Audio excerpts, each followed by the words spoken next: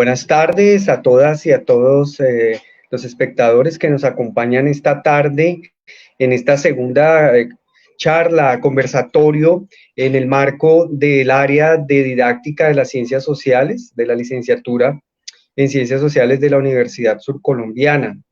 El día de hoy vamos a tener a un compañero, profesor de la Universidad Autónoma de Barcelona, a Gustavo González Valencia. Él es máster en Educación y Desarrollo Humano, máster en Investigación Sociológica Aplicada y doctor en Didáctica de las Ciencias Sociales. Él está adscrito a el Departamento de Didáctica de la Lengua, la Literatura y las Ciencias Sociales en la universidad que ya les mencioné, la Autónoma de Barcelona. Y actualmente es integrante del grupo de investigación en didáctica de las ciencias sociales, GREDICS. Vale la pena saludar a todos quienes están acompañándonos esta tarde, al compañero Gustavo González, que estará esta tarde disertando sobre qué profesorado necesitamos formar para una enseñanza crítica de las ciencias sociales. Esta segunda conferencia, este segundo conversatorio nos lleva entonces por ese debate dentro de la didáctica de las ciencias sociales que empezó la semana pasada con el conversatorio que tuvimos con la profesora Sonia Liliana Vivas, quien nos hablaba sobre la enseñanza de las ciencias sociales y los debates institucionales dentro del Ministerio de Educación, la Comisión de Enseñanza de la Historia, asimismo de los documentos o lineamientos oficiales para la enseñanza, y también los debates escolares, lo que ocurre dentro de la institución escolar en ese proceso de recontextualización que significa la enseñanza-aprendizaje de las ciencias sociales. El día de hoy, entonces, continuando con esa línea de argumentación sobre enseñar ciencias sociales en la escuela y en el colegio contemporáneos, Gustavo nos va a acompañar desde la reflexión que vienen realizando en el grupo de la Universidad Autónoma de Barcelona, pero también las reflexiones que él nos va a traer hacen parte del trabajo que él hace como investigador aquí en Colombia, su formación también aquí en Colombia y lo que ha analizado tanto en la formación de licenciados en ciencias sociales y en otras áreas, como su participación en redes de investigación sobre didáctica de las ciencias sociales. Asimismo, desde su participación en el doctorado en didáctica de las ciencias sociales de la Universidad Tecnológica de Pereira. Entonces, siendo este preámbulo, invitamos entonces a Gustavo, le damos la bienvenida. Y a todos ustedes que nos están acompañando, recuerden que la dinámica es la siguiente: en el chat de Facebook Live ustedes podrán hacer comentarios, podrán hacer preguntas, que una vez Gustavo termine su disertación, podremos transmitírselas para ser respondidas. Del mismo modo, por esta dinámica de cátedra abierta que estamos teniendo, la grabación de este conversatorio va a quedar disponible tanto en esta página de Facebook de la Licenciatura en Ciencias Sociales, como en el canal oficial de YouTube de la Licenciatura en Ciencias Sociales. Recordamos entonces que la opción que hemos tomado por las pedagogías solidarias en este momento de pandemia y de aislamiento social es abrir un poco estas discusiones que normalmente llevamos en el aula dentro de la universidad, abrirlas a la comunidad, abrirla al diálogo con nuestros compañeros docentes de los departamentos de Colombia y de las ciudades y demás, para poder dialogar abiertamente. Entonces, Gustavo, buenas tardes. Muchas gracias por aceptar la invitación, estar aquí hoy con nosotros. Buenas tardes en Colombia, buenas noches en Barcelona. Son las 8:07 de la noche y con una agradable temperatura de 7, 8 grados. Creo que es una diferencia importante no solamente de usos horarios, sino de temperatura con la temperatura que tienen en Neiva y en general en Colombia. Sí, segura, es posible que algunas personas estuviesen esperando que hablara una persona de origen español o catalán, pero soy colombiano, soy un colombiano que vive y trabaja en Barcelona. Quiero, por lo tanto, pues mantengo con un pie en Colombia y otro pie en Barcelona, pero no solamente el pie, sino también la cabeza, el alma y el corazón sigue estando donde estuvieron los primeros pasos y se aprendieron la gramática básica de la vida. Eh, antes de empezar con mi presentación, les quiero agradecer a Robinson, a la licenciatura, a la facultad y a la universidad por esta invitación.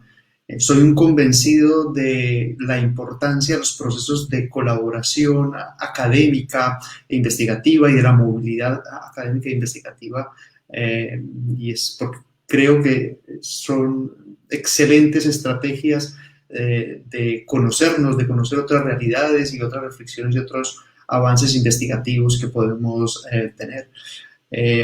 Obviamente en mi presentación voy a intentar conectar un poco como lo ha dicho Robinson, mi conocimiento, mi reflexiones o planteamientos históricos productos de mi investigación o de mis investigaciones que he realizado desde hace aproximadamente 20 años en temas relativos a la formación inicial y permanente del profesorado de ciencias sociales, pero creo que tengo la ventaja de poder hablar un poco a partir del conocimiento que tengo de los principios de los dos contextos, en este caso colombiano, y obviamente del contexto, no pues que todo el contexto español europeo, pero sí particularmente del contexto catalán, que es donde desarrollo fundamentalmente mi actividad investigativa, mi actividad académica.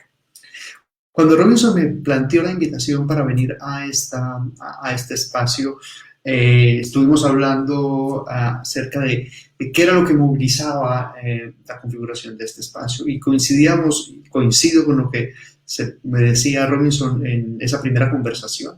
Es un interés que entiendo como un interés muy genuino y muy motivante de tratar de contribuir a cualificar los procesos de formación inicial y permanente del profesorado de ciencias sociales o de las personas responsables de enseñar ciencias sociales desde la educación infantil, porque acabo de leer un mensaje en el comentario en el chat que hablaban acerca de, y también en la educación infantil, obviamente también en la educación infantil, en la primera infancia, en la primaria, en la básica primaria, en la básica secundaria, en la media también.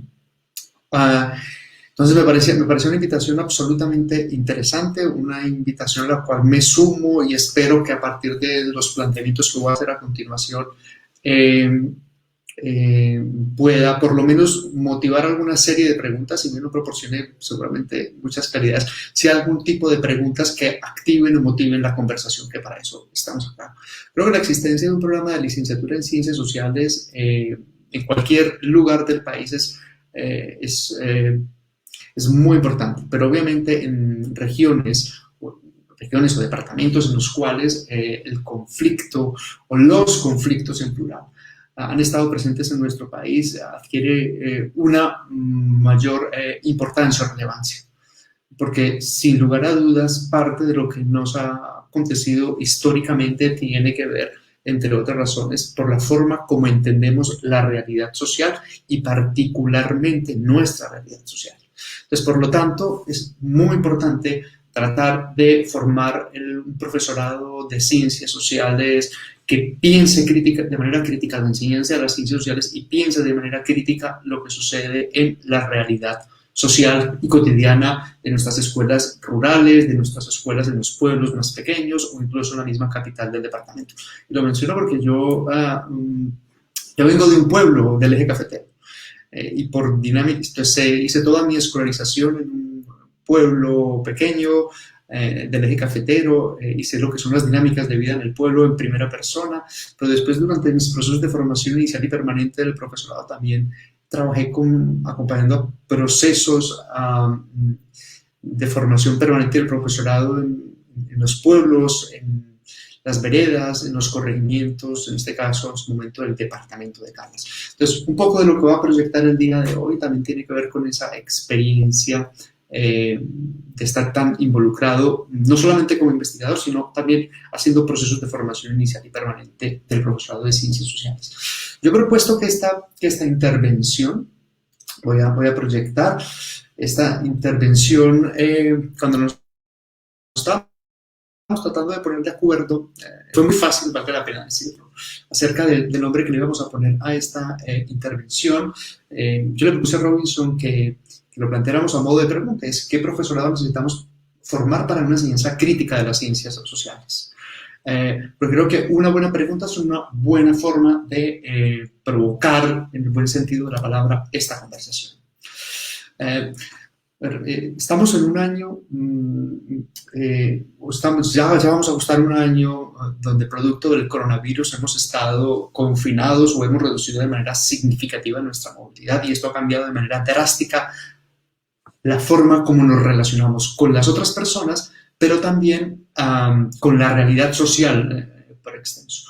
Y es evidente que particularmente en los últimos 5 años, que tiene un punto culmen en lo del COVID, pues nos hemos visto que la emergencia o la explosión de las plataformas digitales que en términos genéricos supuestamente faciliten el acceso a determinados bienes y servicios, pero que el acceso a esos bienes y servicios también ha representado para otras la precarización de sus condiciones laborales.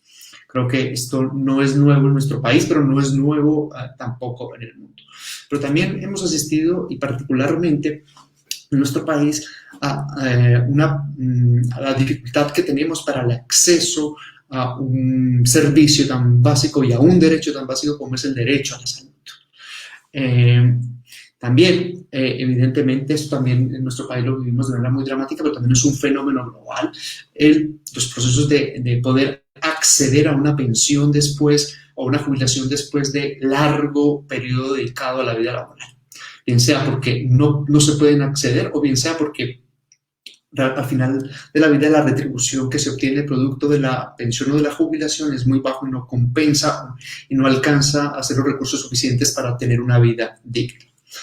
Estamos asistiendo evidentemente, y mucho más con el coronavirus, a una explosión sin precedentes del uso de las tecnologías de la información y de la comunicación, que las tenemos presentes desde nuestro smartphone, tablets o computadores portátiles, a los cuales podemos en principio acceder a una ingente cantidad de información, lo que no es equivalente a acceder a conocimiento en todo el sentido de la palabra. Justo antes de la pandemia también estábamos en crisis sistémicas, reiterativas, de contaminación ambiental. Esta es una fotografía tomada desde Monserrate sobre el Distrito Capital, en el cual se ve esa crema un poco oscura de smog sobre la capital. Pero ese fenómeno que está presente ahí también lo vemos en Barcelona, también lo vemos en Madrid, también se ve en Nueva York, también se ve en Santiago de Chile, también se ve en el Distrito Federal, en México, también se ve en Sao Paulo, en Brasil. O sea, no es un fenómeno aislado y es algo que vemos de manera creciente, o que lo estamos viendo de manera creciente. Paradójicamente, el estar confinados le ha dado en ciertos aspectos respiro al planeta. Asistimos también a una preocupación creciente por la sobrepoblación. Hay políticas reiteradas, preocupaciones reiteradas por lo que está sucediendo con el crecimiento de la población, con el alargamiento de la esperanza de vida, y qué vamos a hacer para proveer servicios, bienes y servicios a estas personas, pero incluso, yo lo plantearía en términos económicos, qué vamos a hacer para asegurarles una vida digna y un mejor planeta. Obviamente tenemos por otro lado el asunto de del tráfico y los atascos permanentes que afectan la movilidad de las personas, la preocupación por la vivienda digna, que es otra preocupación creciente que tenemos y al cual se enfrentan las nuevas generaciones en ocasiones con bastante dramatismo, ¿sí? El reconocimiento, la importancia también del reconocimiento de las diversidades, de los diferentes géneros, que es algo fundamental si queremos construir una sociedad mucho más inclusiva y con mayor justicia social, ¿sí? Asuntos y preocupaciones relativas a la corrupción que son tan presentes y tan cotidianas en nuestra vida. Esto que acabo de presentar nos podría llevar a preguntarnos si estos son problemas solo presentes en Colombia. Y la respuesta clara es que no, en lo absoluto. Este tipo de problemas creo que en el último año lo hemos visto de manera reiterada en Chile, México, España, Estados Unidos, Rusia, Japón y un largo etcétera. Pero lo que quiero señalar con esta idea es que los problemas a los cuales nosotros nos enfrentamos de manera cotidiana son problemas globales, no son problemas solo locales. Evidentemente existen aspectos, problemáticas puntuales y locales presentes en Colombia, y no me pienso extender ni pienso irme por ese lado, pero evidentemente el cultivo de coca, el narcotráfico, las políticas o la guerra contra el narcotráfico tiene una repercusión que, si bien son políticas globales, tienen una repercusión evidentemente local, pero gran parte de los problemas que tenemos en el mundo son problemas que afectan a diferentes países. Un punto importante dentro de este conjunto de problemas que no los he mencionado tiene que ver con los derechos humanos universales. Aquí tenemos 3 fotografías, la del asesinato por parte de un policía al ciudadano afroamericano en los Estados Unidos. Luego tenemos la brutalidad policial en Hong Kong y a mano, en el otro lado tenemos una acción del SMAT en una movilización de estudiantes en la ciudad de Bogotá. Evidentemente la preocupación por los derechos humanos universales sigue siendo una preocupación porque no continúa siendo pleno para todos los ciudadanos del mundo, desafortunadamente. Por lo tanto, si esta es la panorámica, la pregunta es, reitero la pregunta de esta intervención, es ¿qué profesorado necesitamos formar para una enseñanza crítica de las ciencias sociales si este es el panorama? ¿Sí? El profesor Joan Pagés, el profesor catedrático de nuestro departamento que desafortunadamente falleció hace 8 meses, decía algo, tenía una frase que repetía de manera reiterada, y él decía: los problemas de la educación y particularmente de la enseñanza de las ciencias sociales son globales. ¿Por qué son globales? Porque el objeto de estudio, los hechos de interés, los temas de interés que nos interesan, que movilizan lo que nosotros enseñamos cuando enseñamos ciencias sociales, son problemas globales, como lo acabo de mencionar. Pero yo a eso, de acuerdo con nuestras conversaciones, yo le añadía el siguiente comentario cuando conversamos con Joan. Sí, los problemas son globales, pero lo que varía es el impacto de los mismos y en algunos casos la manera de resolverlos. Porque evidentemente los problemas de abastecimiento de agua se resuelven de una manera diferente en un país como Colombia, en un país subsahariano. Por razón, porque nosotros en nuestro país tenemos riqueza hídrica y tal vez nuestra dificultad no es la falta de agua, sino cómo se construye la infraestructura, cómo se destinan los recursos de manera mucho más adecuada para que lleguen a las poblaciones que lo necesitan.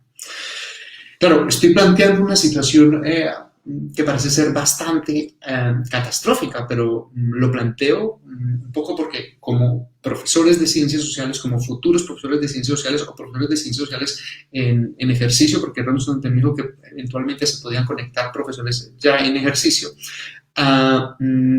debemos estar atentos a todo lo que sucede en nuestro alrededor. ¿Sí? Debemos estar, y nuestro país en muchas ocasiones, afortunado o desafortunadamente, es rico en hechos sociales que necesitan ser enseñados. ¿Me están Gustavo. escuchando? ¿Si alguien me puede...? ¿Sí? Sí, te escuchamos perfecto. Tu presentación es la que está desenfocada. Creo que debes compartir la pestaña de la presentación. No se está presentando... Estamos viendo la No se parte está... inferior de tu PowerPoint, pero Un momento. Wow. Un momento. Voy a dejar de compartir y vuelvo a compartir. A ver si va por ahí. dale. Si va por... Profesor Gustavo, si quiere, inicie la presentación y luego le da compartir. Problemas técnicos que nunca dejan de suceder.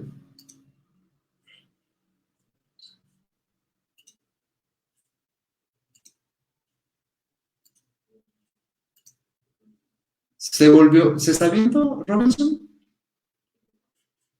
Está cargando. Aquí estamos viendo tu PowerPoint, ¿sí? Aunque no la presentación, pero si lo dejas así, yo creo que Sí, los espectadores pueden ver. Ok, lo voy a dejar de esta manera, un poco listo, para evitar problemas técnicos. ¿Ok? dale. Vale, entonces, lanzo una pregunta un poco retórica. Es, ¿por qué elegimos ser maestros de ciencias sociales o profesores de ciencias sociales en tiempos tan inciertos? ¿Qué nos motiva a hacerlo? Lo planteo un poco porque creo que esto va a un punto central en la respuesta de cómo debemos formar el profesorado, que tiene que ver un poco con esas elecciones o preferencias personales. Sí. En cualquier caso, cuando nosotros estamos tratando de enseñar ciencias sociales, tenemos claro que reconocemos la importancia de conocer la realidad social, ¿cierto? El mundo, pero nos interesa la realidad social para enseñar a pensar la realidad social y enseñar a pensar el mundo. En este sentido, creo que este es uno de los aspectos centrales cuando nos interesamos por enseñar ciencias sociales en la educación o infantil, o en la enseñanza obligatoria o en la enseñanza media. Es eso, conocer la realidad, conocerla, comprenderla y que aprender a conocerla y a comprenderla para movilizarnos y transformarla. No se trata solo del conocimiento factual de la enseñanza de la historia. Esto lo quiero conectar y quiero entrar ya a hablar específicamente de lo que puede suceder, de la imagen que pueden tener algunas personas acerca de la enseñanza de la historia, la geografía o incluso de la democracia. Quiero empezar con una breve nota de una novela de unos que recrea este párrafo recrea la escena de una conversación entre dos jóvenes que viven en los suburbios de París. Y la quiero leer porque me parece que a pesar de ser en los suburbios de París, conecta muy bien con lo que sucede en nuestro país. Y lo leo. La otra tarde, el pardillo de Nabil, que sería algo así como la otra tarde, el tonto de Nabil, vino a ayudarme a hacer los deberes, las tareas de educación cívica, de educación para la democracia, de ciencias sociales. El tema se parecía a un reportaje de enviado especial, ¿cierto? ¿Por qué abstenerse? ¿Por qué abstenerse de votar? El pardillo, el tonto de Nabil y yo estuvimos hablando de eso. Él cree que, por ejemplo, a un chico del barrio du Paradis, que ya hace tiempo que no va al colegio, que no encuentra trabajo, tiene a sus padres desempleados y comparte la habitación con sus 4 hermanos pequeños, se la trae floja a votar o no. Le importa un rábano votar o no. Y tiene razón. El pobre ya ha de luchar bastante a diario para sobrevivir, así que no le hables de sus deberes de ciudadano. Si la situación fuera mejor para él, sí tendría ganas de moverse para ir a votar. Además, tampoco sé por quién podría sentirse representado. Pues bien, a ese chico es al que hay que preguntarle por qué abstenerse de votar, y no a una clase de quinceañeros llenos de granos. Yo creo que tal vez ese sea el motivo por qué los suburbios, o sea, los pueblos, los barrios alejados, donde hay más desigualdad social, están dejados o abandonados de la mano de Dios, porque aquí hay poca gente que vote. Y si no votamos, no somos de ninguna utilidad pública. Yo, cuando cumpla los 18 años, pienso ir a votar. Aquí nunca tenemos ni voz ni voto, así que cuando nos lo den, hay que aprovechar.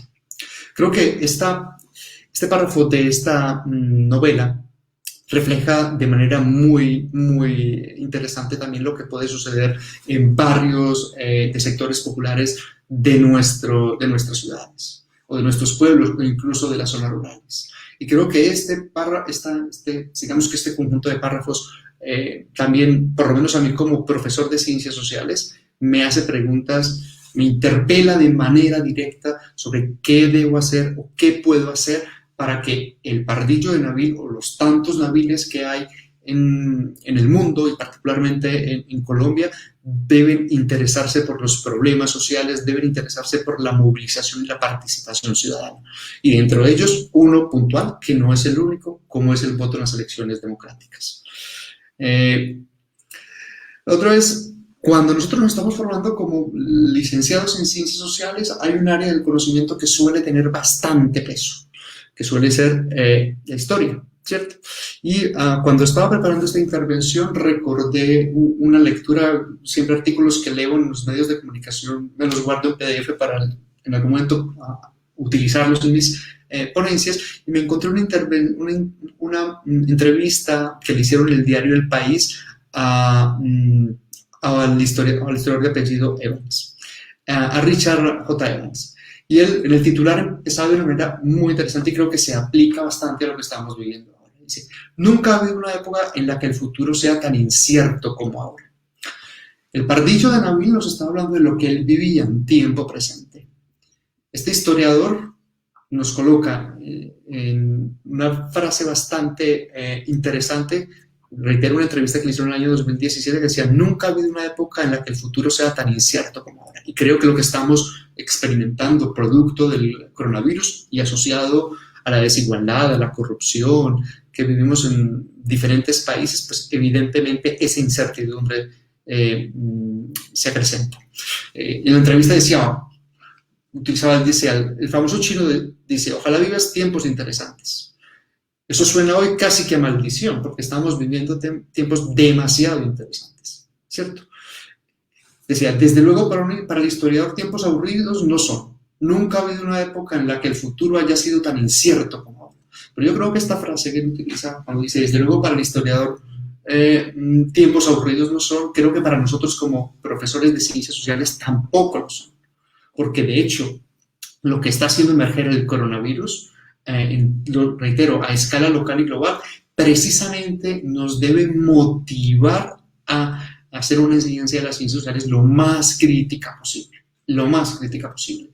Pero no solamente crítica en términos de criticar, sino en términos de la organización y la movilización social. Lo conecto un poco porque me interesa relacionar lo que sucede en la formación inicial de ustedes en la licenciatura, y a los que ya están graduados, pues ya pasaron por ahí, y lo que está sucediendo en términos de la realidad social. Creo que no son tiempos aburridos para enseñar ciencias sociales, yo creo que son tiempos demasiado interesantes y apasionantes para hacerlo. Voy a pasar y voy a irme a las siguientes dos fragmentos. El segundo, el anterior fue, ustedes han visto, también he hecho una selección de autores de diferentes procedencias. El primero es una escritora francesa, el segundo es un historiador británico, también está una de Hobsbawm que acabo de pasar, que es un historiador británico fallecido hace unos cuantos años, y ahora estoy con un historiador español, catalán, de origen catalán, llamado Josep Fontana. Y esta cita me permite conectarlo de manera bastante precisa con lo que yo veo que sucede de manera reiterada en nuestro país. Cuando se le preguntaba a Josep Fontana acerca de la enseñanza de la historia, él respondía en 1999 de la siguiente manera: cuando nos ponemos a discutir acerca de la clase de historia que se debe enseñar en nuestras escuelas, o sea, ¿qué debemos enseñar en nuestras escuelas, institutos y universidades? Conviene que tengamos en cuenta que lo que está en juego no es simplemente opciones metodológicas, es decir, si les muestro un video, si les llevo un mapa, si les llevo una biografía, si les llevo una crónica, no. O preocupaciones por la dosis de conciencia nacional, o sea, de nacionalismo, de patriotismo, que en ocasiones vemos de manera reiterada en nuestro país, que se infunde en la educación, porque como ya anticiparon un humanista español del siglo XVI, no hay nación, sino naciones, proyectos distintos de sociedad que construir. Esto lo conecto porque una de las características fundamentales de la sociedad colombiana es que es una sociedad diversa, donde no hay una única nación, sino que hay una pluralidad de naciones, que parten desde los pueblos originarios, pero incluso con las migraciones que han existido a lo largo de la historia, por lo menos de la historia, por ejemplo, si tomamos de nuestra historia republicana, si queremos hacer un corte histórico. El otro, la cuarta persona que quiero poner es una cita de Stanislaw Zuleta, el gran Stanislaw Zuleta. Él en un libro que se llama Educación y Democracia, la persona que le hacía la entrevista, la primera parte del libro es una entrevista, y le pregunta: ¿cuál es su impresión sobre la formación escolar de los jóvenes en Colombia y particularmente sobre el bachillerato? Entonces él dice de una manera bastante paradigmática y que me encanta esto, dice, tomemos el caso de la historia en el periodo de la independencia, o sea, directamente se va y no se va a buscar explicaciones en la enseñanza de las matemáticas, de las ciencias naturales, de la educación física, sino que se va a buscar explicaciones de manera directa en lo que sucede en la enseñanza de la historia. Y dice lo siguiente. El estudiante tiene que aprender una cantidad de acontecimientos que son de detalle. Yo diría que de especialistas. Este es el caso de las batallas, en la cual se estudia la ubicación de las tropas y sus generales, el ataque de los flancos, la ubicación y función de la retaguardia y la vanguardia, con un grado tal de especialización y detalle que se necesitaría ser un especialista en historia y estrategia militar. En cambio, nos enseña qué fue lo que pasó desde el punto de vista histórico, que es lo que le interesa a un estudiante de secundaria recién iniciado en el estudio de la historia de su país. Poco se dice sobre tipo de sociedad de la época, cómo vivían los indios, los negros, los criollos, la nobleza, el tipo de tensiones y rivalidades que existían entre la nobleza terrateniente criolla y la corona española. Ustedes han mostrado, reitero, una referencia francesa, una referencia inglesa, una referencia catalana-española y una referencia colombiana. Es decir, que la preocupación y el interés por enseñar unas ciencias sociales críticas, una aproximación crítica, es una preocupación global, un interés global que obviamente en nuestro contexto tiene un peso mucho más importante. Y reitero la pregunta de esta conferencia, o de esta intervención, es ¿cómo debemos formar al profesorado para que haga una enseñanza de las ciencias sociales crítica? ¿Sí? Planteo a partir de aquí, creo que para empezar a contestar esa pregunta, debemos contestarnos de manera previa otra pregunta. Es, ¿para qué enseñamos la historia, la geografía y las ciencias sociales? ¿Para promover y mantener las buenas costumbres? ¿Qué buenas costumbres? ¿Para promover y mantener la tradición? ¿Qué tradiciones? ¿Para promover y mantener la fe? ¿Qué fe? ¿De las confesiones? ¿Para promover y mantener el sentimiento de patria, de nación? ¿Para promover la convivencia? El buen ciudadano, ¿qué es ciudadano? ¿Sí? Porque es que pueden haber, ¿quién define qué es un buen ciudadano? ¿La iglesia? ¿Los partidos políticos? ¿La familia? ¿Qué instituciones deciden que es un buen ciudadano? ¿Para la participación? ¿Para la solución de conflictos? ¿Para la formación política? ¿Para la movilización social? Y un largo etcétera. Pues los interpelo a que de manera retórica, esto es una pregunta retórica, pero creo que es importante que nos contestemos, es ¿para qué enseñamos historia, geografía y ciencias sociales? ¿Sí? Yo creo que cuando enseñamos ciencias sociales, por lo menos debemos pensar en el proyecto de país, qué país queremos ser, qué sociedad queremos ser y qué ciudadano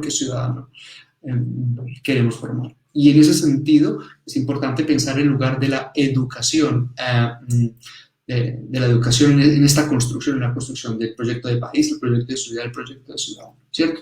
Y de manera concreta en lugar de la enseñanza y aprendizaje de las ciencias sociales.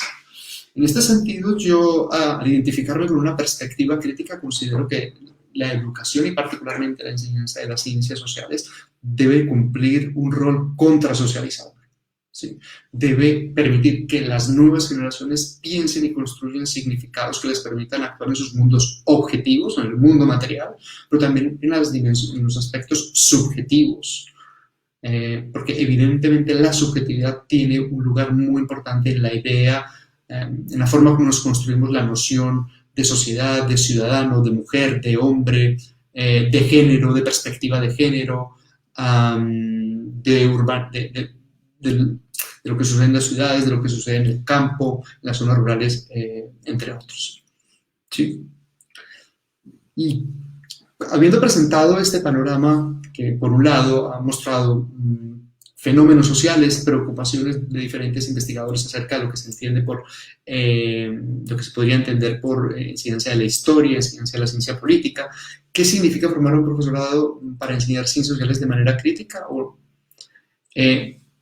Y aquí quiero hacer uso de tres citas que considero que nos ayudan a contestar esa pregunta.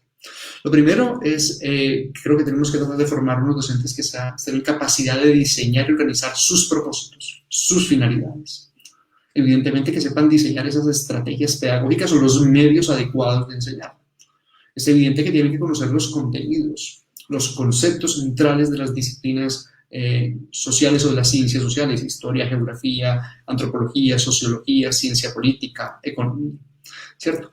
Que es necesario que comprendan las experiencias sociales, las propias y las de las comunidades en las cuales desarrollan su actividad. Es evidente que se tienen que relacionar con comunidades más amplias de educadores, por eso la importancia de conformar redes de profesorado, redes de maestros y maestras interesados por enseñar ciencias sociales. Y un aspecto clave es que tengan una comprensión lo mayor posible del contexto social y político de la escolarización y de su actividad. Yo diría, concretándolo en términos específicos de las ciencias sociales, cuando estamos en la formación inicial, lo que tenemos que tratar también de desarrollar esas competencias profesionales que le permitan al futuro profesor diseñar, materializar, evaluar y reflexionar sobre procesos de enseñanza y aprendizaje. Pero incluso aquí me está haciendo falta un concepto y es investigar su propia práctica. Porque el profesorado crítico no solamente es un profesorado que reproduce lo que dice el currículo, lo que dice el libro de Santillana, sino que es un profesorado que está en capacidad de investigar su propia práctica, de reflexionar sobre su propia práctica. Creo que estos son dos acciones importantes, reflexión e investigación, dos elementos claves en la formación crítica, una formación crítica para la enseñanza de las ciencias sociales. Y la tercera cita que quiero poner en esta presentación es una cita del profesor Joan Pallés. Él decía, en sus desarrollos teóricos, él decía, formar un profesorado de historia y de ciencias sociales consiste en formar un profesional para que tome decisiones. No puede ser que sea un profesional que repite y reproduzca el currículo, sino que tiene que estar en capacidad de tomar decisiones, organizarlas y llevarlas a su práctica, que le permita organizar un conjunto de experiencias para que los jóvenes, en este caso nuestros estudiantes, se sitúen en el mundo, lo comprendan y lo puedan transformar, o como lo dice la cita, quieran ser protagonistas del devenir histórico, o sea, de la participación. Pero, ¿dónde asume sentido o dónde asume relevancia la formación inicial? Pues en las prácticas de aula, en nuestras escuelas y colegios, en nuestros hogares de educación infantil, en esos centros de atención a la primera infancia, ahí en esa práctica, en esos salones de clases donde asume sentido la formación inicial. ¿Sí? Si he planteado cómo podríamos entender la formación inicial del profesorado, quisiera hablar ahora acerca de qué debe saber y saber hacer el profesorado de ciencias sociales. ¿Cierto? Lo primero, en términos generales, podríamos decir que una formación del profesorado tiene que formar para el ejercicio de la actividad y también proporcionar algún tipo de fundamentos para la investigación.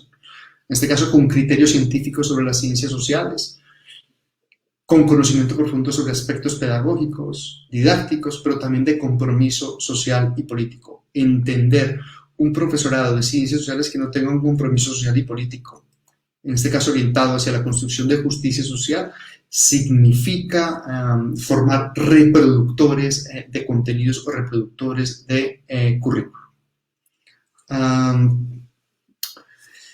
Paso esta para irnos a la siguiente.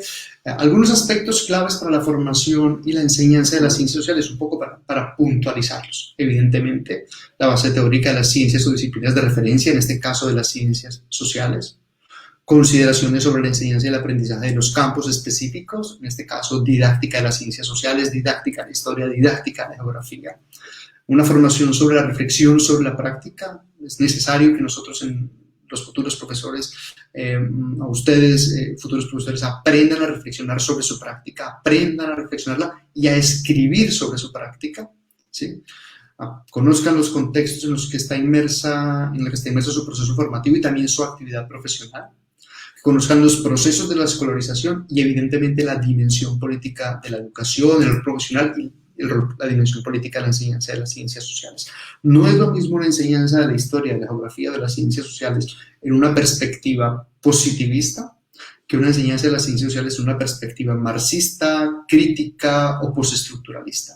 Es evidente y es necesario que aprendamos a entender que cada uno de esos diferentes posicionamientos tiene unas implicaciones políticas, pero también tenemos que pensar cuáles son el posicionamiento político que nos permitirá la construcción de esa justicia social. ¿Cuáles son algunos retos que nos plantea esta formación? Yo creo que, para mi gusto, hay la interacción entre tres escenarios: la sociedad, la escuela o las instituciones educativas y la universidad. En ocasiones tenemos la sensación, cuando estamos estudiando, que todos los discursos que nos están diciendo en la universidad están desconectados de lo que sucede en la escuela y en la sociedad. Por lo tanto, desde la universidad, para el profesorado responsable de materializarla, debemos hacer que exista un diálogo permanente entre estos tres escenarios. La universidad es una fase, el periodo de formación es una fase muy corta, son 5 años, redondeamos en 5 años, entre 4 y 5 años, en los cuales intentamos proporcionar la mayor conjunto de conocimientos, competencias, habilidades que les van a permitir el desarrollo profesional por lo menos durante 40 años. Por lo tanto, es necesario mostrar esta interacción permanente entre sociedad, escuela y universidad. En ese sentido, el contexto y la enseñanza, el contexto es un elemento fundamental en la enseñanza de las ciencias sociales.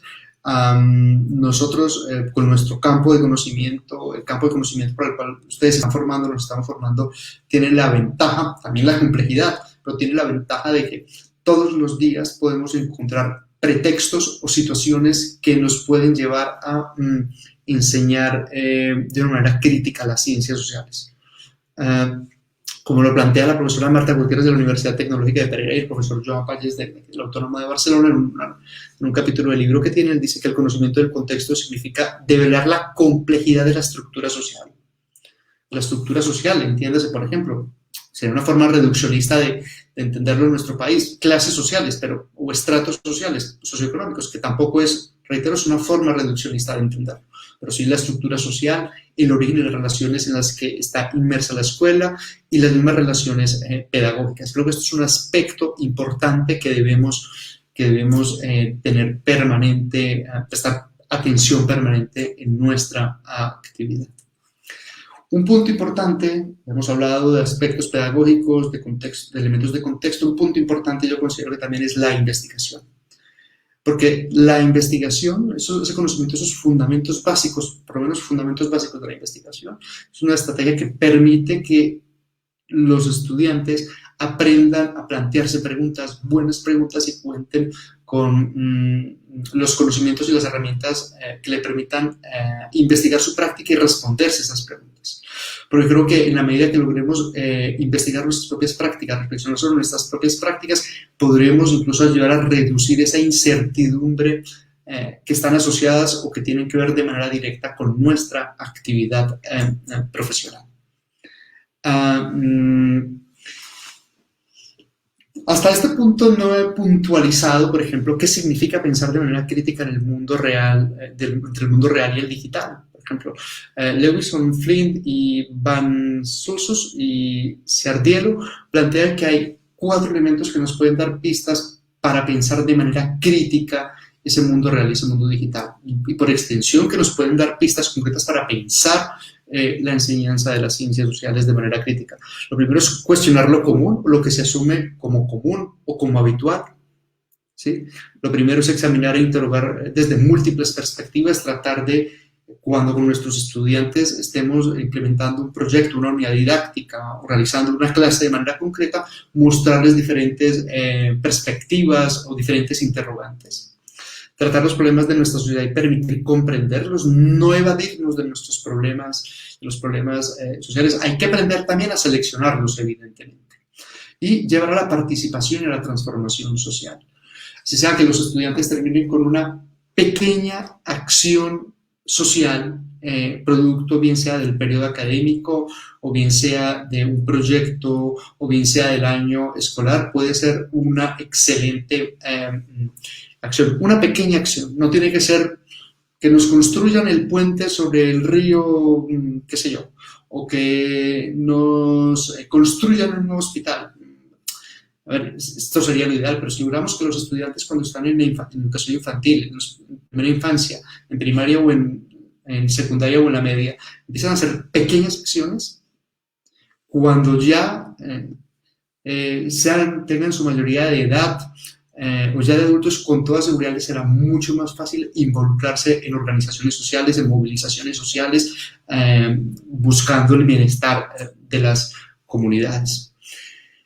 Para esto, y con esto empiezo un poco a terminar, creo que nosotros en nuestro país tenemos pendiente por contestarnos preguntas como, por ejemplo, ¿cómo piensa el profesorado en ejercicio, pero particularmente en formación, el conflicto y su enseñanza? ¿Cómo construyen conocimiento sobre el conflicto? No cómo le enseñamos la toma de Marquetalia, cómo nació la historia en Marquetalia, la toma de Mapiripán, Patascoy, los diálogos de La Habana, los diálogos del Caguán, Casa Verde. No cómo les enseñamos el hecho histórico, sino cómo piensan el conflicto, cómo construyen conocimiento sobre el conflicto, porque enseñarle diferentes diálogos de paz, Casa Verde, Tlaxcala, Caracas, La Habana, Sambo, el Caguán, pues trazas una línea de tiempo y los colocas los años y colocas las ciudades donde se realizaron y ya está. No. Si bien esto puede ser producto, o sea, algo que se puede hacer en 15 minutos o en media hora en una clase, lo que creo que nos tenemos que preguntarnos es qué están pensando, cómo están construyendo conocimiento sobre esto, conocimiento social, conocimiento histórico, conocimiento geográfico, cómo estamos trabajando aspectos relativos a la memoria histórica y a la construcción de la memoria histórica. Cómo estamos trabajando en nuestras aulas, cómo estamos haciendo que los niños y las niñas piensen y construyan futuros posibles. Creo que es importante en nuestro país también que cuando nos estamos formando, tenemos una gran posibilidad de hacer procesos de innovación. ¿Cómo nos podemos pensar en lugar de los ausentes o los invisibles? Los ausentes o los invisibles en las narrativas hegemónicas, en la historia. ¿Cómo nos pensamos la presencia de las mujeres, de los grupos étnicos, de los niños y las niñas, de las comunidades LGTBI? Sí, es importante que tratemos, en la medida que podamos, tanto de lo que hacemos en la universidad, pero los que se están formando, que tratemos de hacer visible esto. Esto que planteo aquí no es algo solamente retórico, esto es algo que estamos investigando, hacemos en investigaciones y en tesis doctorales, que estamos haciendo tanto en el doctorado en educación aquí en la Universidad Autónoma de Barcelona y en el doctorado en didáctica en la Universidad Tecnológica de Pereira.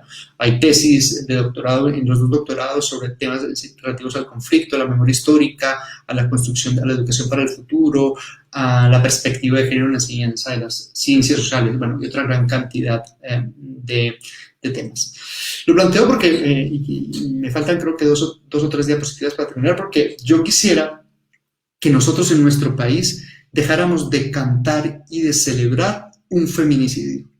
Creo que si nosotros logramos hacer una enseñanza crítica de las ciencias sociales,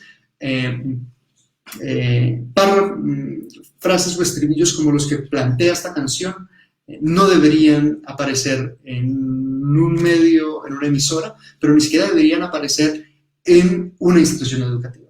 Digo porque es que nuestros padres, nuestros abuelos o incluso mi generación hemos escuchado de manera reiterada una canción que celebra un feminicidio. Y quiero leerla. Ayer yo visité la cárcel de Sinsin y en una de sus celdas solitarias un hombre se encontraba arrodillado al Redentor. Piedad, piedad de mí, mi gran Señor. Mas cuando me miró, a mí se abalanzó y con voz temblorosa y recortada: escucha, triste hermano, esta horrible confesión. Aquí yo condenado a muerte estoy. Y por favor presten atención a lo que sigue, que dice: yo tuve que matar a un ser que quise amar y aún estando muerta yo la quiero. Al verla con su amante a los dos los maté, por culpa de ese infame morir. O sea, esta canción es una alegoría a un feminicidio. Yo quisiera que si nosotros hacemos una enseñanza crítica de las ciencias sociales, contenidos musicales como este, como evidentemente problemas mucho más importantes que una canción, no sean legitimadas socialmente. Porque esta canción, yo creo que la inmensa mayoría de ustedes ya saben cuál es, pero es La cárcel de Sing Sing, hay una versión de Alcia Costa, se ha celebrado de manera reiterada y se ha acompañado con licor, con festejos en nuestro país.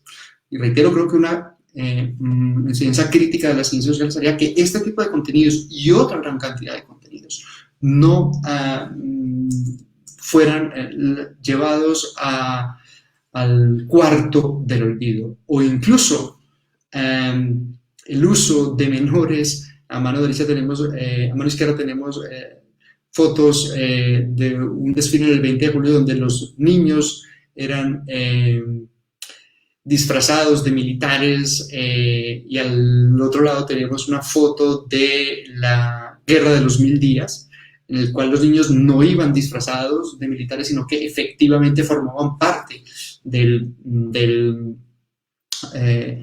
ejército que se enfrentó, de los bandos que se enfrentaron durante la Guerra de los 1000 días.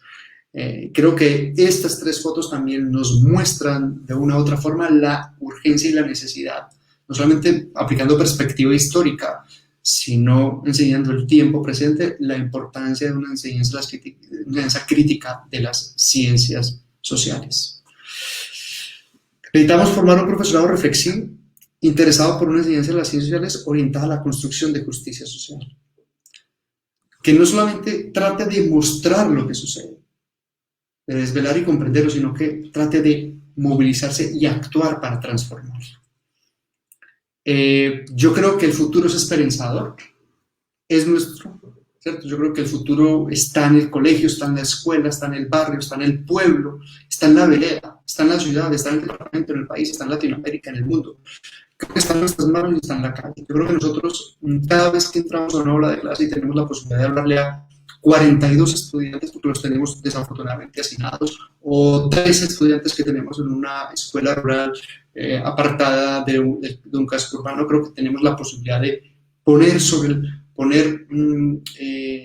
una serie de discursos, de conocimientos, de prácticas que lleven a transformar esto que tanto necesitamos cambiar para que exista una mayor justicia social. La vida se vive hacia adelante, pero se revisa hacia atrás. Por eso cada vez tiene más sentido la enseñanza de la historia y de las ciencias sociales, evidentemente. Y creo que revisarla hacia atrás también es fundamental para poder construir un futuro mucho más justo. Yo creo que necesitamos menos príncipes y princesas y necesitamos más ciudadanas y más ciudadanos movilizados.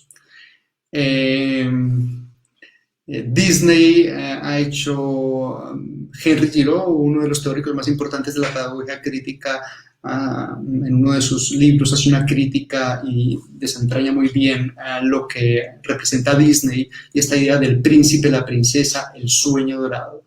Creo que en nuestro país necesitamos menos príncipes, o en pocas palabras, no necesitamos ni príncipes ni princesas, sino que necesitamos más ciudadanas y ciudadanos movilizados. Y esto lo podemos lograr, podemos hacer una contribución muy importante a ello si hacemos una enseñanza de las ciencias sociales en una perspectiva crítica. Quiero terminar como terminaba mi maestro Joan Pallés. Siempre intentaba recomendar un libro al final de sus intervenciones. Esta es la última diapositiva. En algún momento me recomendó que leyera este libro de una profesora que se llama Margaret Greiner, un libro que se llama Profesora, ¿cómo se escribe futuro? Y es un poco las crónicas, por decirlo de alguna manera, de una profesora que llega a Palestina a enseñar inglés. Muestra cómo realmente lo que divide a los dos pueblos, en el caso, eso aplicado a los niños y a las niñas, eso no existe. No existen esas divisiones que en ocasiones desde los discursos hegemónicos o desde los grupos de poder nos quieren hacer creer, nos quieren dividir o nos quieren infundir miedo. como por ejemplo Cuidado al 2022, el último hashtag de algún político colombiano, que nos quiere de otra forma infundir o crear miedo, pánico, cuando la mirada auténtica de los niños y de las niñas saben que son más los aspectos que nos unen que nos dividen. Y reitero que una forma de conseguirlo pasa por una enseñanza crítica de las ciencias sociales, pero para ello necesitamos la formación crítica del profesorado de ciencias sociales. Robinson, Jefferson, con esto termino mi presentación y quedo atento a las preguntas o comentarios que haya. Muchas gracias, Gustavo. Sí, efectivamente tenemos un nutrido número de comentarios y preguntas en el chat. Si tú quieres también los puedes ir revisando. Yo quisiera, pues primero agradecer esta reflexión alrededor de qué sería ese profesorado crítico que pretendemos o que necesitamos formar, ¿cierto? Y allí mismo yo creo que las reflexiones tanto de estudiantes que están participando de este conversatorio, como de profesoras y profesores que también están aquí. Tenemos a Matusalán Pantevis, a la profesora Catalina Trujillo, a la profesora Stephanie Castaño que nos están acompañando. Y yo leyendo así, porque como lo ves hay un número grande de comentarios y creo que también se han movilizado mucho los temas que trataste y además de lo que vienen algunos chicos leyendo, también muy cercano a los autores que nos están referenciando, a Payé, Santi Esteban y otros también aquí ya del ámbito colombiano. Pero yo veo 4 tipos de comentarios que ya, digamos, pasaría a leerlos, y uno tiene que ver con lo que hablabas, cómo las ciencias sociales de manera crítica aportan a hacer visibles a aquellos que están en los márgenes o son invisibles, ¿cierto?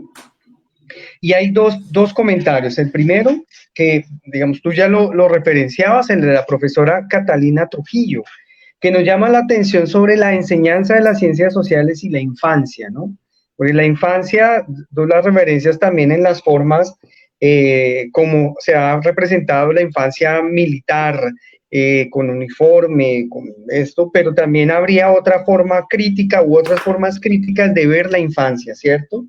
Pero también había un comentario de un creo que era, a ver, son tantos, sobre las personas con capacidades especiales o discapacitados, como los llaman de diferente manera, ¿cierto? Entonces, estos también harían parte de esos invisibles, ¿cierto? Que muchas veces también los métodos o las formas de enseñanza van orientadas primero, sobre todo en las ciencias sociales, pensando en el ciudadano patriota adulto, ¿sí? En ese pequeño adulto que guardan tanto niños como jóvenes y que deben transformarse en él, ¿no? Y lo mismo en la normalidad, anormalidad, solo asimilada como normalidad con quienes tienen capacidades diferentes. Entonces, esas diferentes formas de visibles dentro de la enseñanza de las ciencias sociales, ¿no? Otro tipo de comentarios que podríamos ver están relacionados con el tema del currículo. El currículo oficial que tú nos lo resaltabas, pues es un currículo que nos está dando unas pautas, pero que no debe ser entonces la camisa de fuerza.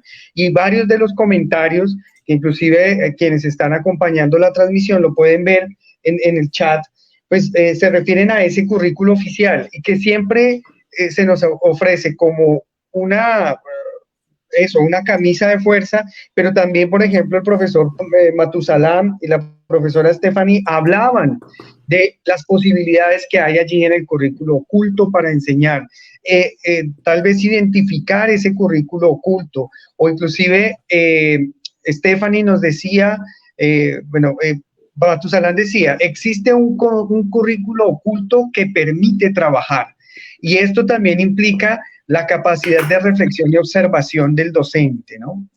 Y Stephanie nos decía, respecto a los asuntos curriculares y relacionándolo con lo que plantea de una formación crítica, ¿esto debe ser explícito en el currículo?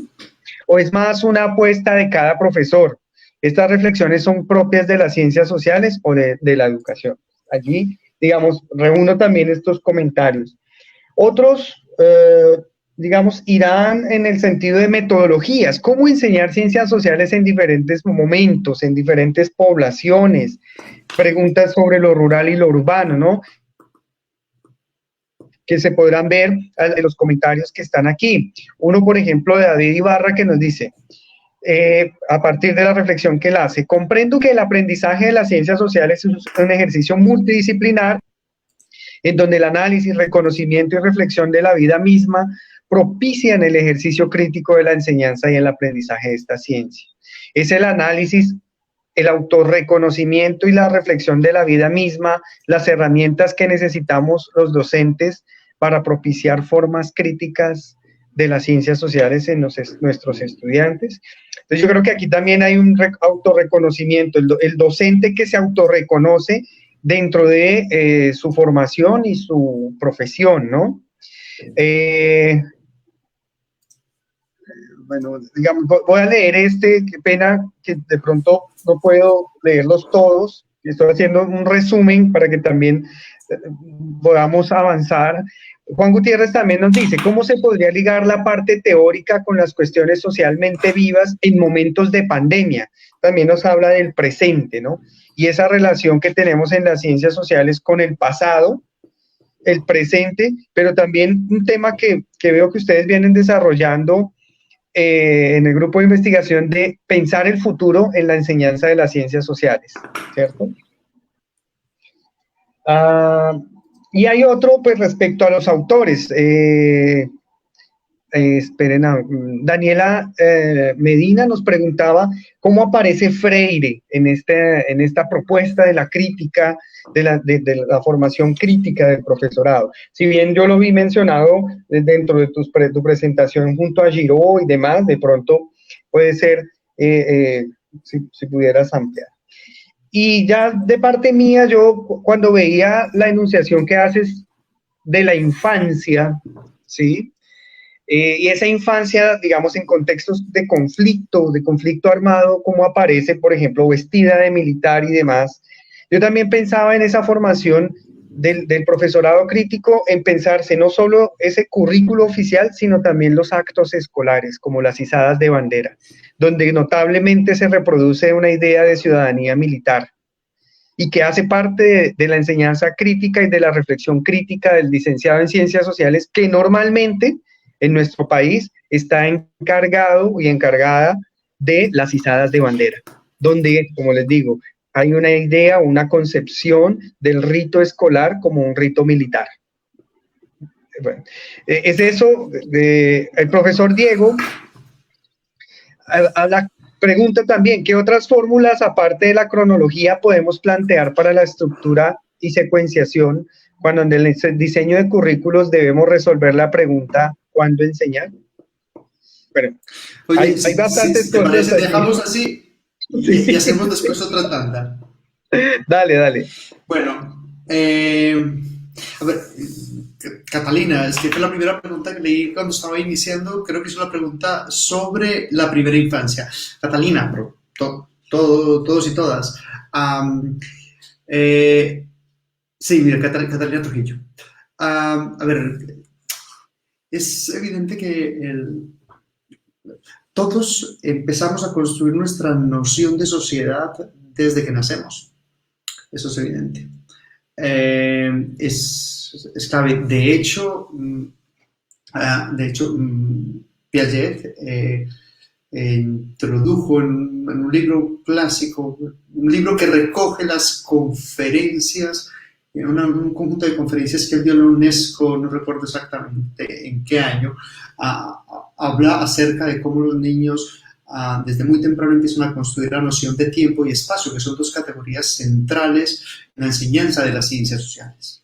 ¿Sí? Podríamos sumar tiempo, espacio y estructura social. ¿Sí? en términos investigativos, la investigación sobre cómo los niños aprenden en la primera infancia, se aprende sobre la sociedad, sobre el tiempo y el espacio, hay relativamente pocas investigaciones. Eso es claro. Pero estamos dando avances, estamos dando avances. Hay investigaciones sobre la formación inicial de los profesores de primera infancia o educación infantil, según el país en el cual se lea el trabajo, ¿sí? Pero ahí tenemos tareas pendientes. Tengo que decir lo siguiente. Yo fui una de las personas, yo he participado en la revisión de esto lo quiero conectar entre currículo y la respuesta de Catalina, y la pregunta de Catalina. Yo participé en la revisión de los estándares de competencias en el año 2013, 14, ahora no recuerdo exactamente, y en la construcción de los DBAs. Sí, es posible que alguien se haga la pregunta, pero usted con esa postura, ¿cómo se le ocurre participar en la construcción de los DBAs? No fue lo cuento así muy rápido, no fue una decisión, en principio no fue una decisión fácil. ¿Por qué no fue una decisión fácil? Porque lo más fácil era quedarme, me invitan y yo hubiese podido decir no participo, porque lo más fácil es quedarme fuera y esperar a ver qué documentos acaban y empezar a criticar. Esa es una posición entre comillas fácil. Reitero, entre comillas. Pero yo decidí dar el paso y decir, venga, voy a tratar, estando dentro del equipo que va a construir los derechos básicos de aprendizaje, de tratar de posicionar algunos temas puntuales. Sí, de tratar de posicionarlos y que creo que algunos lo logré y ahora puedo mencionarlos, incluso los pueden rastrear en los derechos básicos de aprendizaje. Pero uno de los aspectos que puedes encontrar, Catalina, es que, por ejemplo, hay derechos básicos de aprendizaje, documento de fundamentación y derechos básicos de aprendizaje para la primera infancia, y hay aspectos relativos a la dimensión social. ¿Sí? Que es un avance, obviamente falta, son susceptibles de crítica, pero ahí encuentras pistas. Pero reitero, en las conferencias, es que no recuerdo ahora cómo se llama el texto de Jean Piaget, conjunto de conferencias que hizo en UNESCO, no recuerdo muy bien si fue, el libro fue publicado en el 73 o 67, pero no recuerdo exactamente. En ese conjunto de conferencias ya Piaget empezaba a introducir cómo se podría trabajar la noción de espacio y tiempo en los niños. Sí, y eso, noción y tiempo es fundamentalmente enseñanza de las ciencias sociales. El tiempo es la categoría central sobre la cual investiga la historia y el espacio, la geografía. Obviamente eso llevado a las aulas de clase, en este caso de la primera infancia, de la primaria, la secundaria o la media, pues ahí lo tienes. Luego, el tema de los invisibles, sí, es evidente. Nosotros aquí, Joan fue un precursor a nivel mundial, Joan Pagès fue un precursor planteando el tema de los invisibles. Se decía, en la historia hay invisibles, ¿cierto? Niños, niñas, cómo aparecen las mujeres, evidentemente. ¿Sí? Las comunidades LGTBI, LGTBI es una definición, entre comillas, reciente, pero evidentemente como aparecían los gays, lesbianas, homosexuales en los relatos históricos, por ejemplo. Entonces, necesitamos poner en el centro a los invisibles, hacer que emerjan, ¿cierto? Porque es que han estado, porque no han sido visibles dentro de los discursos hegemónicos y en muchas ocasiones dentro de lo que en los textos escolares o de lo que hacemos en los proyectos de aula, las unidades didácticas, secuencias didácticas, clases o proyecto, como lo llamen allí. Evidentemente tenemos que hacerlo y tenemos que formar al profesorado para que aprenda a identificar esos invisibles. ¿Sí? Hay que hacerlo. Hay experiencias evidentemente que así lo hacen. Nosotros aquí en la Universidad Autónoma de Barcelona tenemos diferentes tesis doctorales que están en acceso abierto, ¿sí? Para quien la quiera, donde pueden encontrar contribuciones teóricas, propuestas didácticas para ello. De hecho, en nuestra página web, la página web del gredix.com, gredix.com no. Cuando puse mi presentación puse la página, si colocar en Google Gredix UAB o Universidad Autónoma de Barcelona, les va a aparecer la página web y nosotros ahí tenemos diseñadas unidades didácticas donde trabajamos gran parte de los temas que he mencionado el día de hoy. Están presentes, los pueden descargar, son de libre acceso, los pueden reproducir cuantas veces quieran. Lo único que les pediríamos es que digan que eso fue producto de ellos, y si nos quieren en algún momento decir, mire, hice esta unidad didáctica que ustedes diseñaron, me encontré esto, fantástico, pero se lo pueden descargar de manera sin ningún tipo de no deben pagar nada ni nada, simplemente lo buscan recursos o materiales y ahí los pueden descargar. Y nosotros en nuestras unidades didácticas hemos trabajado el tema de los invisibles, hemos trabajado el tema de la memoria histórica, el tema de los desplazados en diferentes lugares del mundo y por diferentes razones, por ejemplo, porque suelen ser en ocasiones invisibles, ¿cierto? Luego, comentarios sobre el currículum. Lo siguiente que voy a decir puede sonar un poco contradictorio. Controversial. Un poco controversial. Yo creo que en términos generales, nosotros tenemos fundamentalmente, en términos de enseñanza de las ciencias sociales, tenemos 3 documentos esenciales, que son los lineamientos del 2002, los estándares de competencias y los derechos básicos de aprendizaje. Los lineamientos curriculares del año 2002 son un referente internacional de unos lineamientos enmarcados en una perspectiva crítica y muy bien construidos. También construidos que para poderlos materializar de forma adecuada necesitaríamos un profesorado muy bien formado para ello. Pero si uno coge la fundamentación de los lineamientos del año 2002, se va a encontrar referencias a la teoría crítica, Freire, Habermas, Giraud, las van a encontrar en la parte de fundamentación.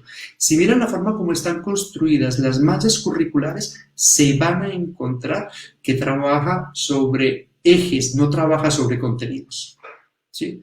Los derechos básicos, los estándares básicos de competencia, bueno, los lineamientos abren el currículo, hay que reconocer que los estándares básicos de competencia los llevan a una perspectiva diferente. Si los lineamientos corresponden a una perspectiva crítica, los lineamientos corresponden a una perspectiva cognitivista de la educación, evidentemente lo cierto. Y luego, en los derechos básicos de aprendizaje, yo tengo que decir que yo fui uno de los, formé parte del equipo, que el equipo estuvo liderado por la Universidad de Antioquia y me invitaron, yo no trabajo en la Universidad de Antioquia, pero me invitaron a que participara del equipo que construyó los derechos básicos de aprendizaje. Y si usted lee en la parte de fundamentación de los derechos básicos de aprendizaje, no los DBAs, la fundamentación, se van a encontrar que hace referencia a pensamiento crítico, a participación, a acción social, a pensamiento social, a memoria histórica, a justicia social. ¿Qué sucede? Que el documento de fundamentación no es ampliamente conocido. Lo que es conocido es el documento de PDF que tiene los derechos básicos de aprendizaje. No estoy haciendo promoción del ministerio porque no creo que sean perfectos, no creo que den cuenta de toda la complejidad que tenemos en nuestro país, no creo que sea así. Pero también creo que hay una mala interpretación de los derechos. Y no quiero decir que voy a salir a defenderlos, pero sí quiero explicar lo siguiente. Los derechos básicos de aprendizaje se diseñaron como digamos que, lo mínimo que se debe aprender. No lo máximo, sino lo mínimo. Si en las instituciones educativas se cumplen ya los derechos básicos de aprendizaje, los derechos básicos de aprendizaje no son para su institución. ¿Sí? Lo que usted tiene que asegurarse es que por lo menos, sea lo mínimo que lleguen sus estudiantes. De ahí para adelante no hay límite. Les voy a ejemplificar algunos aspectos que, no yo, el equipo, pero que intentamos colocar. En los derechos básicos de aprendizaje hay derechos, bien sea derechos o habilidades, que hacen referencia a memoria histórica. Hay algunos que hacen referencia a nociones temporales e incluso el futuro, ¿sí? Yo creo que algo que yo los invitaría a que leyeran los derechos básicos de aprendizaje un poco con una mirada, con una perspectiva un poco más distendida, pero busquen el documento de fundamentación que está en la página web de Colombia Aprende. Leen el documento de fundamentación y después leen los derechos básicos de aprendizaje. También tengo que decir lo siguiente, y es, la Constitución, nuestra Constitución, la Ley General de Educación, lineamientos por extensión, estándares y derechos básicos de aprendizaje, están construidos sobre un pilar fundamental y es la libertad de cátedra y de la institución educativa. Otra cosa diferente es lo que sucede dentro de las instituciones educativas, que el rector, que el coordinador, que la Secretaría de Educación presionan por esto, eso es otra historia. Pero la construcción está hecho para que sean puntos de referencia, no puntos de llegada. ¿Por qué te lo digo? ¿Por qué lo digo? Porque a diferencia de lo que sucede en otros países del mundo, donde lo que está inscrito en el currículo oficial se debe cumplir de manera taxativa. En nuestro país no. En nuestro país, ¿por qué no? Porque el derecho básico de aprendizaje no puede violar el principio de la Constitución Nacional de Derecho a la Libertad de Cátedra. Reitero, forma parte también forma parte de cómo comprendemos el currículo. Abordando las complejidades que tiene el país, reitero, no las aborda. Nos quedamos cortos, con toda seguridad nos quedamos cortos en muchos aspectos, no me cabe la menor duda de ello. Pero está pensado, reitero, para hacer lo mínimo. Luego, evidentemente, más potente que el currículo, que construyamos un conjunto de personas, entre comillas, expertos, para ello, más potente que eso es la construcción curricular, la apropiación, si es apropiación, o la construcción curricular que haga el profesorado, una construcción curricular acorde a las necesidades de su práctica de enseñanza y de su contexto. Ese es el diseño curricular más potente. Porque lo otro es papel. Lo importante es cuando usted se pare delante de sus estudiantes, o incluso cuando se pare, no, cuando esté diseñando la clase, las clases o planificando el periodo académico, esa construcción curricular es la más potente y será siempre más potente que lo que pueda decir lineamientos, estándares o derechos básicos de aprendizaje. Por lo tanto, nosotros desde la formación inicial tenemos que formar al futuro profesorado para que aprenda a pensar de manera crítica el currículo oficial y a construir, a hacer sus propias construcciones. Porque, por ejemplo, hay una cosa evidente que no hicimos en los DBAs, el tema de educación propia. No entramos, pero no entramos no porque no quisiéramos, sino porque eso correspondía a otra fase de desarrollo de los derechos básicos de aprendizaje. ¿No? Porque estaba la intención de continuar trabajando con comunidades propias, educación propia, con afrodescendientes, comunidades indígenas, pero no se siguió. Pero eso no era una decisión que dependía del equipo, era una decisión que dependía del Ministerio de Educación Nacional. Pero reitero, la construcción curricular más potente y más innovadora es la que profesores y profesoras, maestros y maestras construyen todos los días, incluso en tiempos de pandemia. Incluso más potentes que cualquier editorial, pero serán potentes en la medida que tengamos un profesorado formado para hacerlo, que hagan construcciones curriculares que coloquen los invisibles, que tengan en cuenta la perspectiva de género, una construcción curricular orientada hacia la construcción de justicia social, ¿no? Que eso trasciende el documento oficial, de eso no me cabe la menor duda. Sobre la parte teórica, cómo conectarlo con las cuestiones socialmente vivas, los problemas sociales relevantes. Nosotros aquí en la Universidad Autónoma de Barcelona, yo soy profesor de 2 asignaturas, una se llama Didáctica de las Ciencias Sociales y otra se llama Enseñanza del Medio Natural, Social y Cultural. Esta última que acabo de mencionar la enseño en un tándem con un profesor que enseña el componente del medio natural. Nosotros aquí intentamos trabajar siempre sobre cuestiones socialmente vidas o problemas sociales relevantes y a partir de un enfoque fundamentalmente problemático teorizamos las finalidades, teorizamos modelos o estilos de enseñanza, teorizamos el currículum, ¿sí? Tiempo histórico, paisaje, educación para la ciudadanía, por poner un ejemplo. Pero el punto de partida son problemas sociales relevantes. A diferencia de hacer una enseñanza, llamémoslo enciclopédica, partimos de problemas sociales relevantes. Que un problema social relevante es un problema social, evidentemente, pero por ejemplo, cuando un profesor o una profesora tiene que diseñar una unidad didáctica, una secuencia didáctica, construir una unidad didáctica enmarcada en una perspectiva crítica se convierte en el buen sentido de la palabra en un problema con potencial formador, evidentemente, y lo hacemos a partir de ello.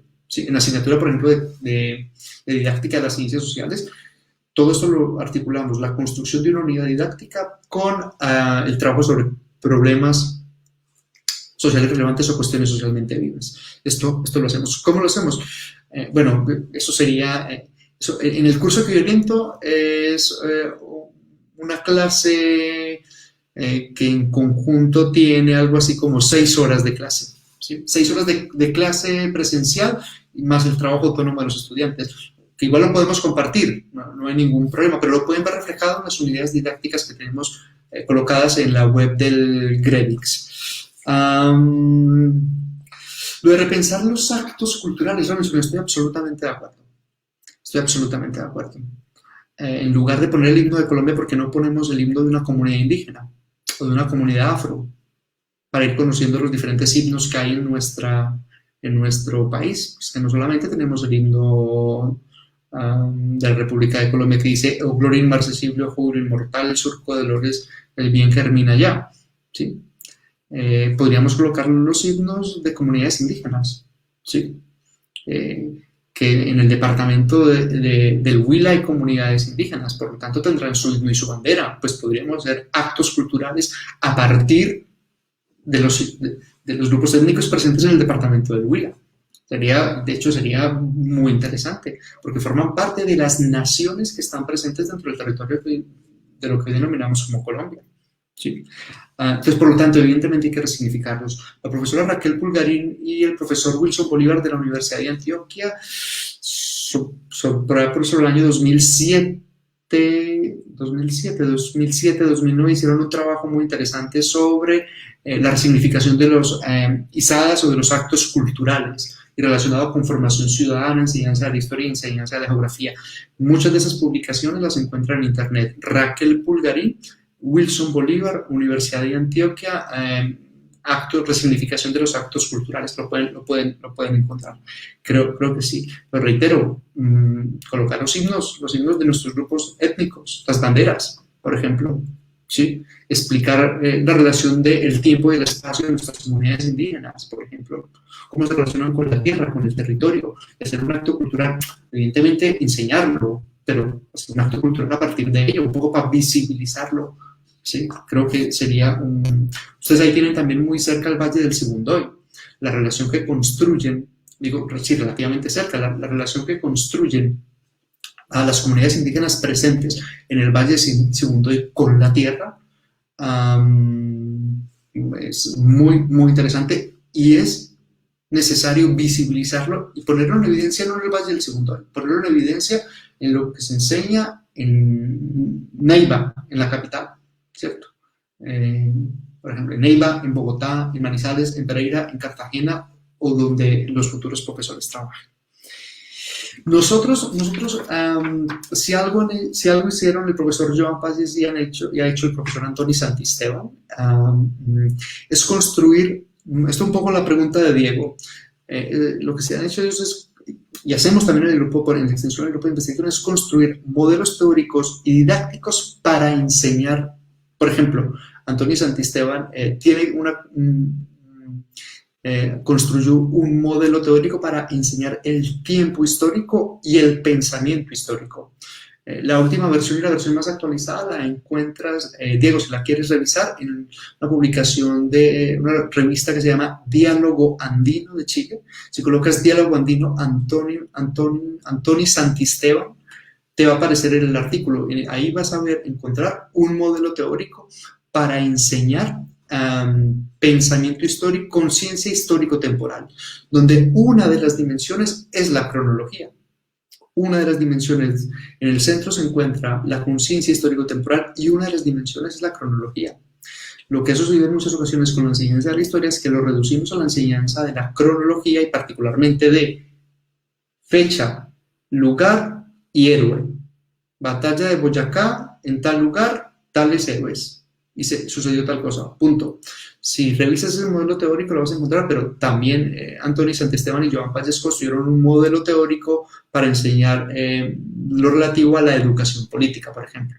Y ahora estamos trabajando, yo particularmente, liderado la construcción de un modelo teórico para lo relativo a la educación para la ciudadanía global, y estoy trabajando ahora mismo en la construcción de un modelo teórico alrededor del desarrollo del pensamiento social, ¿sí? Un poco para mirar de qué manera las contribuciones de las diferentes ciencias o disciplinas sociales contribuyen al desarrollo del pensamiento social con lo podríamos llevar a trabajarlo con nuestros niños, con nuestros estudiantes en la educación infantil, primaria y secundaria. Bueno, creo que ahí di un poco la ronda sobre, si me dejé alguna, pues me la vuelven a preguntar. Di un poco la ronda sobre algunas preguntas y comentarios, así que si quieres hacemos otra ronda, como tú lo veas, Robinson. Sí, Gustavo. Pues, veo, digamos que en lo que respondiste abarcaste con las dinámicas y las temáticas, mejor, que, que estaban contenidas, en las que estaban contenidas las preguntas. Ya para cerrar, hay una pregunta que me parece clave, porque, digamos, partimos de la enseñanza y muchas veces de cómo construimos, por ejemplo, la unidad didáctica, las cuestiones socialmente vivas, los problemas sociales relevantes, pero siempre queda en el tintero, ¿y cómo evaluamos? Entonces, ahí viene una pregunta de Diego, del profesor Diego Pérez, que dice, ¿qué evaluar y cómo y cuándo evaluar la evaluación en la formación inicial de futuros docentes? Yo creo que con ese podríamos cerrar, porque también nos va a dejar pues, mucho para discutir, ¿no? Sobre el tema de evaluación y enseñanza, cómo se articulan, a pesar que están relacionados, pero muchas veces quedan desligados. El tema de la evaluación es un tema sensible. Es un tema sensible, sobre todo en un país como el nuestro. Si bien en términos, hay una lectura interesante que tenemos que hacer en nuestro país. Por ejemplo, el currículo en Colombia no es un currículo cerrado. Que cuando llegan las instituciones educativas, los directivos docentes lo cierren, es otra historia. ¿Sí? Pero no es un currículo cerrado. Pero lo que sí cierra el currículo es la evaluación, y particularmente la evaluación en el sistema de evaluación que tenemos en Colombia. Me refiero al sistema de evaluación con pruebas saber, pruebas PISA, la prueba internacional de conocimiento cívico. Por ahí sí que se cierra el currículo. Eso sí es bastante evidente. ¿Qué evaluar? Evidentemente yo no soy partidario de que tengamos que estar en función de la evaluación estandarizada. O sea, no, porque cada vez queda más de manifiesto que ese tipo de evaluación no da cuenta acerca de los procesos de aprendizaje de los estudiantes. O sea, también lo digo, no es un interés de la prueba evaluar el aprendizaje de los estudiantes. Aquí siempre, cuando me salen esta pregunta, a veces suelo contar la siguiente anécdota. Yo conocí a una persona que trabajó en el diseño de pruebas PISA. Y el responsable de la prueba internacional de conocimiento cívico, yo le hacía la misma crítica y él me decía abiertamente, a PISA no le interesan los procesos de aprendizaje, ni a la prueba internacional de conocimiento cívico no nos interesa el proceso de aprendizaje, nos interesa el resultado, nosotros lo tenemos claro. Que el profesorado le llegue vía ministerio el discurso de otra manera, eso no es nuestra responsabilidad. No estoy de acuerdo evidentemente con ese tipo de pruebas censales. Yo creo que la mejor evaluación que nosotros podemos hacer es una evaluación que permita evidenciar que los objetivos planteados por el profesorado para la unidad didáctica, para el proyecto, para la secuencia, para la clase, se alcanzan. Porque el profesorado es la persona que mejor sabe cuáles son las necesidades contextuales, las necesidades educativas, las dificultades de aprendizaje que puedan tener sus estudiantes. Y puede saber el profesorado cuál es su potencialidad, cuáles son sus fortalezas. Eso por un lado. Si hay pertinencia social, si la evaluación responde a una pertinencia social, responde a una pertinencia, llamémoslo, curricular y didáctica, si responde a una pertinencia en términos de los procesos de aprendizaje de los estudiantes y obviamente a los objetivos de los estudiantes que plantea el profesorado, creo que haremos una evaluación coherente, consistente y contextualizada. Entonces, ¿qué evaluar? Yo creo que hay ámbitos, más que ámbitos, no, hay dominios específicos que nos muestran que evaluar. Evidentemente, No nos interesa evaluar conocimientos históricos, lo que nos interesaría evaluar sería desarrollo del pensamiento histórico. No nos interesaría preguntarle si se sabe las diferentes ramas del poder en Colombia, o si se conoce X o Y artículo de la Constitución Nacional. Lo que nos interesaría evaluar es, en términos del pensamiento político de ese estudiante, qué utilidad tiene lo que está aprendiendo. Eso sí que nos interesaría aprender a evaluar, porque eso nos permitiría ver, primero, qué está pensando el estudiante y segundo, cuál es esa conexión con esa práctica cotidiana. ¿Sí?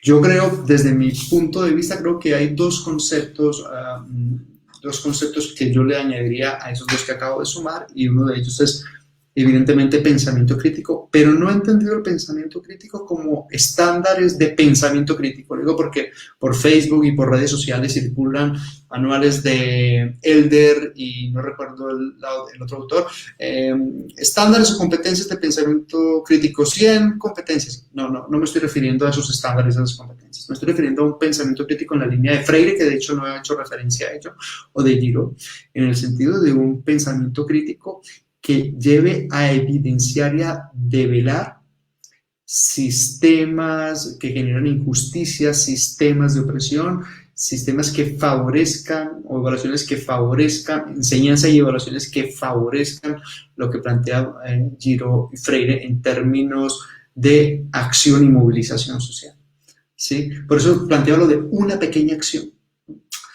No plantearles a nuestros estudiantes que cambien todo lo que sucede en la escuela o todo lo que hay en el barrio o todo lo que hay en el pueblo o en la vereda, sino pequeñas acciones, pequeñas acciones. ¿Sí? Si logramos que los estudiantes, reitero, después de un periodo académico, puedan terminar con una pequeña acción, ¿sí? Si llegamos ahí como producto de que logran evidenciar cuáles son esas tensiones que hay en las estructuras de poder que hay en el barrio, en la comuna, ¿cierto? Logran identificarlas, logran comprenderlas y proponer una acción, creo que estaremos cumpliendo los postulados de Freire, de Giraud, y podremos hacer que la evaluación sea mucho más rica, porque no nos vamos a quedar solo en una evaluación de los contenidos. Sé que esto tiene unas complejidades añadidas en los contextos como los cuales nosotros desarrollamos nuestra actividad profesional en Colombia. No lo digo en Cataluña, que también aquí hay nuestras propias complejidades. Reitero que tengo un pie en un lado y en el otro. Sino, claro, con nuestras complejidades, no solamente en términos de infraestructura, en términos de hacinamiento en las aulas de clase, estudiantes que pueden llegar a nuestras instituciones educativas o las instituciones colombianas en muchas ocasiones sin desayunar. Sé que hay otro tipo de complejidades, pero si logramos que los estudiantes entiendan por qué llega sin comer, ¿sí? ¿Por qué el transporte escolar no llega? ¿Sí? Seguro que podemos, por lo menos en la medida que lo vaya visibilizando, podemos ir motivando a que él sepa de qué manera se puede movilizar para cambiarlo. O por lo menos, si ustedes recuerdan, la segunda o tercera diapositiva del día era lo del pardillo de Nabil o el tontico de Nabil.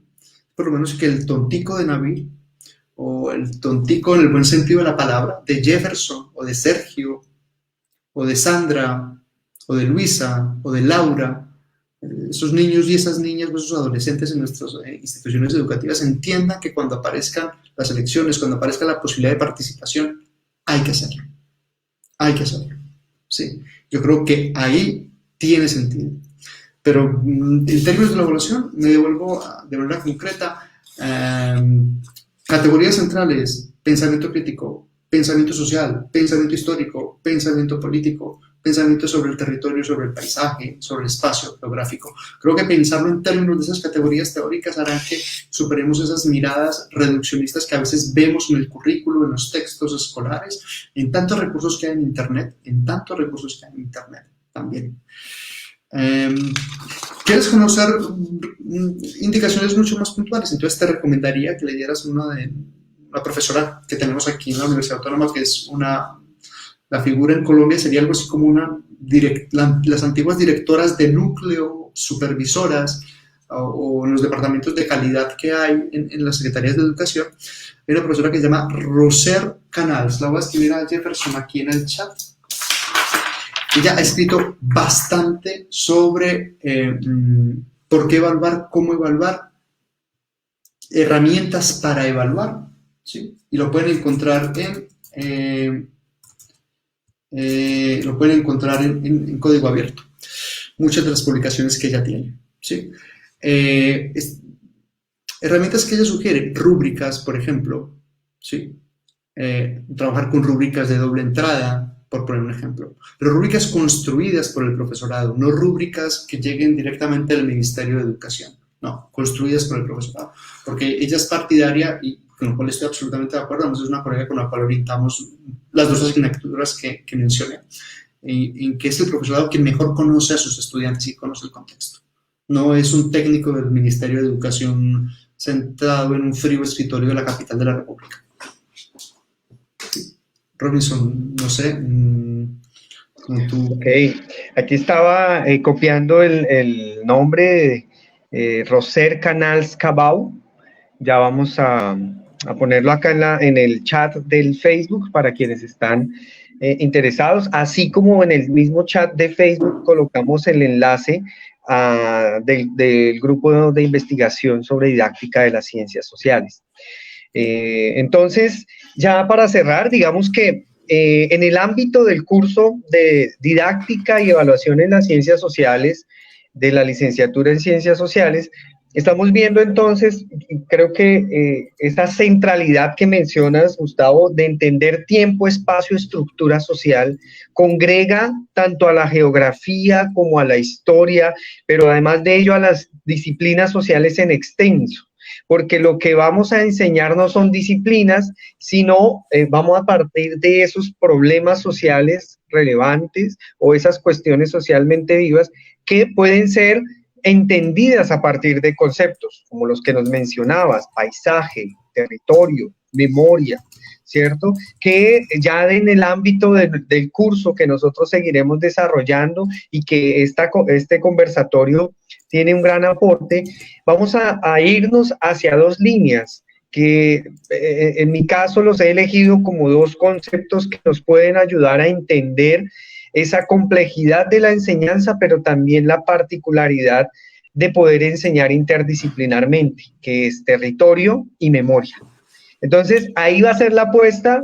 Contamos con el apoyo y acompañamiento de Gustavo desde Barcelona, que nos va a seguir haciendo porras allá y pues bueno, de todos los compañeros y compañeras que están en el palco de Facebook y demás. Además que en algún momento pretendemos hacer como una presentación abierta de los trabajos que van a presentar los estudiantes del curso de El tiempo y las culturas 1 y didáctica y evaluación de las ciencias sociales. Así que estarán invitados, por acá les estaremos invitando por la página de Facebook de la licenciatura, por WhatsApp y demás. Muchas gracias, Gustavo. No, gracias por la invitación. Y espero que sigan adelante con esa tarea tan maravillosa que están haciendo y espero haber, como lo dije al inicio, haber planteado por lo menos que esta pregunta se haya quedado dando vueltas un poco más en sus reflexiones y bueno, gracias de nuevo por la invitación y por la conversación y estaremos atentos a lo que podamos hacer desde Barcelona. Muchas gracias. Bueno, les recordamos a todos los que están acompañándonos que este video va a quedar alojado aquí en Facebook, en la página de la licenciatura en Ciencias Sociales de la Universidad Surcolombiana y en el canal de YouTube también de la licenciatura. Entonces pueden consultar, por acá nos seguiremos encontrando por este medio y bueno, les deseamos a todos y a todas una feliz tarde. Muchas gracias por la compañía.